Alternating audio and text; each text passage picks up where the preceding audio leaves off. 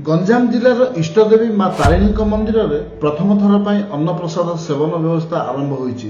एही व्यवस्था द्वारा एका समय 10,000 भक्तों को प्रसाद दि जापर। राज्य सरकार पक्षर 3 कोटी टंकार आर्थिक सहायता दि जाए अत्याधुनिक कुकिंग मेसीन, स्वतंत्र पाकशाला और एसी रूम भली सुविधा करा जायछि। जिलापाल भि कीर्तिवासन भक्तों को प्रसाद बंटन करी एहार शुभारंभ करिसंति एवं ऑटोमेटिक कुकिंग मेसीन द्वारा कम समय रे पर्याप्त परिमाणर प्रसाद जोगैवा संभवपर होई परिछि।